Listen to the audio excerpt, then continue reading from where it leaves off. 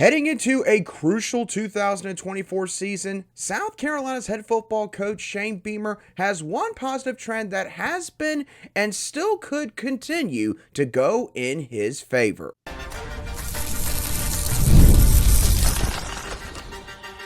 You are Locked On Gamecocks, your daily podcast on the South Carolina Gamecocks, part of the Locked On Podcast Network, your team every day.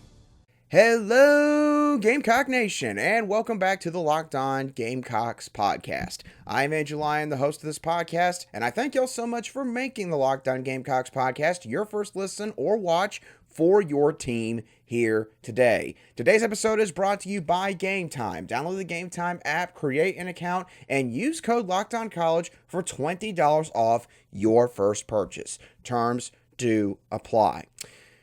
We are less than 3 months away from the 2024 football season kicking off here in Columbia, South Carolina, and there is little to no doubt that this is a pivotal season for South Carolina's football team. After going only 5-7 in 2023, Gamecock fans are expecting Shane Beamer and South Carolina to find a way to make it back to at least a bowl game and potentially maybe get some added wins on top of the 6 wins necessary to make it to the postseason. Now, Shane Beamer has had both his good and his bad moments throughout his first 3 years here in Columbia. But there is one area that's fallen his way more often than not.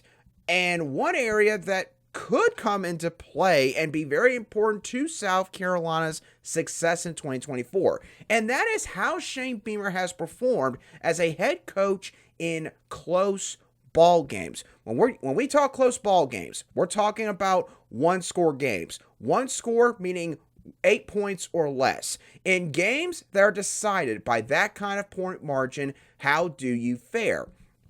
Shane Beamer, to this point in his career, has fared pretty well in those kind of ball games, going 7-4 in his first 3 years in one-score games. In 2021, South Carolina eked out wins against East Carolina and Vanderbilt and went on to defeat Auburn in the second to last week of the regular season, which helped them make it to the Duke's Mayo Bowl and led to a bowl win over their geographic rival in the North Carolina Tar Heels. They won close ball games against Texas A&M and Clemson in 2022, which helped them reach the 8-win mark as a program for the first time since 2017. And they also won games over Mississippi State and Kentucky in 2023. And while, yes, that did not lead to any sort of postseason success in any shape or form for the Gamecocks, it at least gave them a chance to battle for a spot in the postseason in the final week of the regular season. So Shane Beamer, for all the flaws, for some of the mistakes that he has made, you have to give the man credit. When the rubber has met the road and games have come down to the wire, he has more often than not been the better head coach. And when you compare Shane Beamer to a couple of other coaches that are similar to him in terms of their overall time in the SEC, this could be a very good sign as far as how his 4th season could go at South Carolina. Let's start off with Sam Pittman. Now, Sam Pittman joined the SEC 1 year before Shane Beamer did, and obviously is currently the head coach of the Arkansas Razorbacks. In his first 3 seasons, Sam Pittman was 5-9 in one-score games. Now, you could, of course, argue, well, Sam Pittman has had to deal with a much tougher division in the SEC West compared to South Carolina being in the SEC East.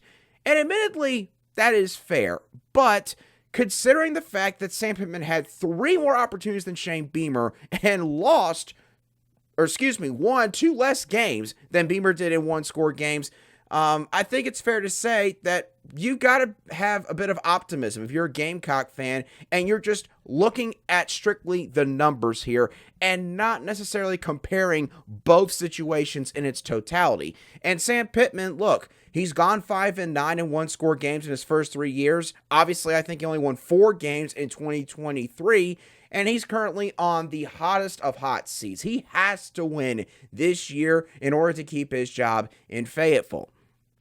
Then you look at another coach that I know Gamecock fans are going to love hearing his name, Eli Drinkwitz from Missouri. Now, in Eli Drinkwitz's first 3 years with the Tigers, he was 7-7 in one-score games. And like Shane Beamer, was in the SEC East during that time. And in Eli Drinkwitz's third year, I believe that he lost like 3 or 4 one-score games in what was a 6-7 season. So a couple games could have gone the other way, and Missouri could have actually kind of broken out in 2022. Instead, it happened in 2023. Eli Drinkwitz's fourth season up there in Columbia, Missouri. Shane Beamer, again, heading into his fourth season here in Columbia, South Carolina. So that leads me to the 2024 season itself. We've talked about this an abundance of times now, so it's going to be very quick how we rehash this. The Gamecocks have 4 games that are likely going to be wins no matter what. Old Dominion, Akron, Vanderbilt, Wofford. I think we all can agree on that. You can also probably agree on the fact that the Gamecocks, they'll probably lose to Alabama. I think that no matter which way you slice that game, no matter how you try to look at it from a garnet and black glasses perspective, the Gamecocks are probably not going to win in Tuscaloosa. So we'll chalk that up as a close to guaranteed loss. But every other game on South Carolina's schedule is legitimately a toss-up. Now, nationally speaking, and across the SEC, a couple of these games might be viewed by other people as a clear advantage to the Gamecocks' opponent. But I think you can make an argument for each of the following games that they could go down to the wire, that they could be one-score games where it comes down to a few key plays in the fourth quarter. These games being road games at Kentucky, Oklahoma, and Clemson, and then home games against LSU, Ole Miss, Texas A&M, and Missouri. I'm not sitting here saying that South Carolina is going to find a way to win every single one of those football games. That is not going to happen. But you can make the argument that South Carolina can find the path to victory in each and every one of those contests. Some more so than others.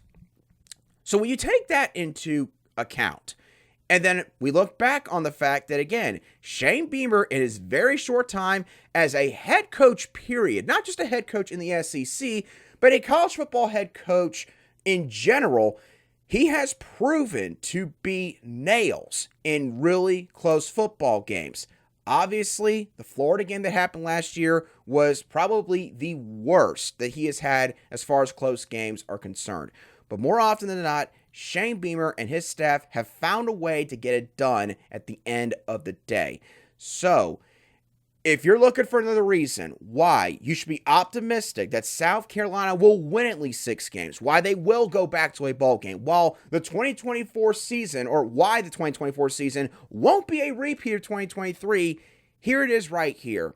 Shane Beamer, historically speaking, although it's just 3 seasons to look at, has done really well in one-score ball games. And very likely, South Carolina, as long as injuries don't derail the season, they're going to at least put up a pretty good fight in the majority of these toss-ups that they're going to have in their 2024 slate. So don't sleep on Shane Beamer and the Gamecocks if you are a regional or national pundit in the sport of college football. Now, as I mentioned earlier, Shane Beamer, obviously there are clear benefits to having him as the head coach, and there are also times where Beamer makes Gamecock fans pretty much facepalm themselves. They cannot believe what he had just done. The biggest example, obviously, last year being when Shane Beamer kicked the Gatorade cooler after losing to Florida and wound up breaking a bone in his foot and then made jokes about it in the following week's press conference. Some people found that funny. Some people found that not so funny and not becoming of a head coach at this level. On the field, not talking personality here, there is one particular trend that Shane Beamer has got to break in 2024. One that you cannot just point towards external circumstances. We'll talk about that trend in a couple moments right here on Locked On Gamecocks. Today's show is brought to you by Game Time. Game Time is an authorized ticket marketplace of Major League Baseball, which makes getting tickets faster and easier. Prices on the Game Time app actually go down the closer it gets to the first pitch. With killer last-minute deals, all-in prices, views from your seat, and their lowest price guarantee, Game Time takes the guesswork out of buying MLB tickets. I brought this up now multiple times. I'll bring it up once more. The Atlanta Braves are going to be in Truist Park this coming weekend facing the Pittsburgh Pirates. On Saturday, they are scheduled to face Paul Skeens. That game currently has their cheapest tickets going down in price. Right now, you can get tickets as cheap as $23 in order to see the Braves take on Paul Skeens. So if you're looking for something to take your kid to, this is a great game to choose from. Take the guesswork out of buying MLB tickets with Game Time. Download the Game Time app, create an account, and use code LOCKEDONCollege for $20 off your first purchase. Terms do apply. Again, create an account and redeem code LOCKEDONCOLLEGE for $20 off. Download Game Time today. Last minute tickets, lowest price, guaranteed. Welcome back to this Thursday edition of the Locked On Gamecocks podcast, where we cover your South Carolina Gamecocks every single day. And as always, a big thank you to each and every one of you everydayers who make the Locked On Gamecocks podcast your first choice for South Carolina Gamecocks sports coverage. All right, we talked about Shane Beamer's clutch gene at the beginning of the show, how he has done pretty well in one-score games throughout his first few seasons as South Carolina's head football coach. However, there is also one massive black eye currently on his coaching resume when it comes to on-field performance, and that is Shane Beamer's performance in road conference games. At this current point in time, Shane Beamer is 2-10 in SEC road games. Now, part of the reason that this road record looks so gosh awful is because South Carolina, as I brought this up a bunch last season, it is ridiculous the fact that the SEC front office several years ago, when Texas A&M and Missouri joined the conference, they decided, you know what, let's have South Carolina have to play road games against Georgia, Tennessee, which already is quite frankly not fair, and at Texas A&M every other year. Not putting one in a different year, not having it play on and off. So because of that, Shane Beamer's already had to coach 6 road games combined in Neyland, in Athens, and in College Station. There are very few coaches in the entire sport of college football that could probably win more than 1 or 2 games in that kind of scenario. But even if you take those games out of the equation, South Carolina has still not been a good road team under Shane Beamer in SEC play. Here's a point, or here's a stat to hammer that home. South Carolina's average margin of defeat in those 10 SEC road losses has been 19.7 points. Almost 3 whole touchdowns, or 3 touchdowns and 3 extra points. You get the point. If you just take out Georgia, Tennessee, and Texas A&M, if you take out 6 of those 10 losses, the average margin of defeat is still 17.75 points. Now, the next question that some people might be asking with these stats here is, what exactly has played a role in South Carolina's porous road showings in conference play over the last 3 years under Shane Beamer's watch? Well, the first couple of things I'll throw out there don't directly tie to Shane Beamer. The first one is bad circumstances. And when I say bad circumstances, I'm talking about 2 main factors. One is injuries, because sometimes you just can't overcome certain injuries depending on the player or how many you have at a certain position. And second is schedule dynamic. Sometimes certain games, they just fall in a spot on the schedule that is just flat out awful for your team. Whether it is the second game of a back-to-back road stretch, or maybe it is a trap game. You get the overall point. Bad circumstances definitely can play a role in these kind of road losses accumulating. Another factor that can play a role is not having enough talent at critical positions. So quarterback, wide receiver, offensive line, edge rusher, and cornerback. And South Carolina, outside of 1 or 2 of those positions, they have dealt with issues at those spots in every single season under Shane Beamer. Not all that is on Shane Beamer, obviously, but now going into year 4, this is effectively his football team, whether you look at it through transfer portal recruiting or high school recruiting. So you're not going to be able to say this a whole lot longer if you're Shane Beamer and the staff. Now, here's where we get into more coach and organizational type traits, or not traits, but reasons why you lose 10 SEC road games in your first 3 years as a head coach at South Carolina. Routine. Routine is often not talked about by head coaches. A big reason for that is because, quite frankly, fans do not care about routine. Reporters will sometimes ask certain questions about a team's routine, but only if it is a massive losing skid. So Billy Napier, good example. I don't think he had won a single road conference game by the time South Carolina was about to play Florida this past football season. So leading into that game, Billy Napier decided to make a couple of changes in terms of the itinerary, when they were going to be leaving, when they were going to be arriving, how much sleep the team was going to get, maybe when they were going to have their pregame meal, when they were going to have their final practice or walkthrough before the game was actually going to take place. These little things, although rarely discussed, are very, very important when you're playing these kind of games, especially in the SEC, where if just one or two things don't go your way in this regard, it can come back to bite you against several teams in this league. So, for Shane Beamer, I do wonder if one of the things he has reevaluated a great deal this offseason has been the routine that he has utilized on the road in conference play. The last factor that could play a legitimate role in this kind of skid in SEC road games is just not getting off to good starts. The last thing that you want to do, especially in college sports and especially in college football, when you are the road team, you do not want to give the opposing team's home crowd any added reason to get more excited in the first hour, hour and a half the game is actually taking place. So turnovers, giving up maybe a touchdown the first drive of the game, gosh knows, letting a kickoff get run back for a touchdown. There are plenty of momentum shifting plays that can happen. And if you're the road team, it is imperative. You cannot let those build up early because the home team's already going to have the crowd advantage. The crowd's going to be behind them. And South Carolina has rarely ever gotten off to a good start as an SEC road team under Shane Beamer's watch. In their 10 SEC road losses with Shane Beamer, they have either led or only been down one score in only 2 of those games. In the other 8 games, South Carolina was down by 2 scores or more, sometimes even 3 scores or more.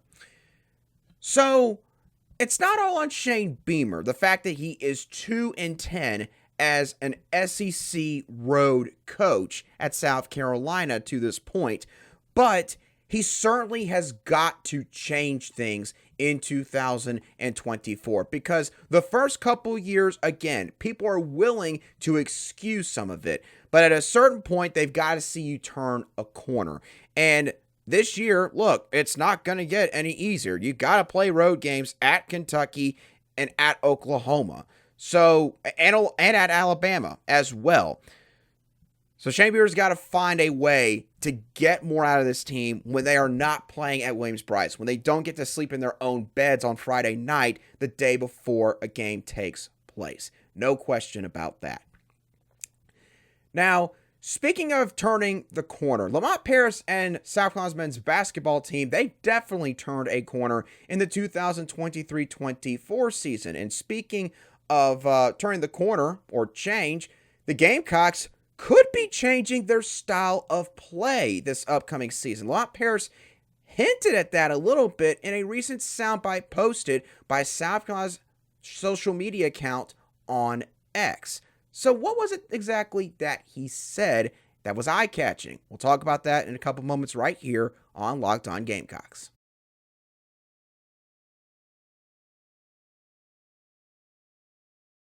Welcome back to today's edition of the Locked On Gamecocks podcast, where we cover your team every single day in around 30 minutes or less. It's been a minute since we talked a little bit of men's basketball on the Locked On Gamecocks podcast, so we're going to end today's show by doing just that. Now, South Carolina, obviously, it's going to be a very new team this upcoming season, losing several key players, several starters from last year's team that took the program to the NCAA tournament for the first time in 7 calendar years. But in a recent post on X that was put out there by South Carolina's men's basketball program's X account, Lamont Paris gave a soundbite that seemed to indicate that South Carolina might be playing a little bit differently this upcoming winter. Take a listen to what Lamont Paris had to say. Run the floor hard, share the ball, cook when it's your time, when it's your chance. All right? When you got something that you can do, let's go get it. All right? We got to, between now and the time November hits and that season hits, every guy in here has to know where they operate well offensively. Everybody in here has to know where their teammates operate well offensively. That way, when I see a guy that doesn't really do something good over there, I'll be like, man, maybe I'll get him on the next one, right? Or I know he gets the ball there and does something good. Let me throw the ball to him, okay? That's a big part of who we're going to be as a group. All right? Great job. Good job, Dan. There we go.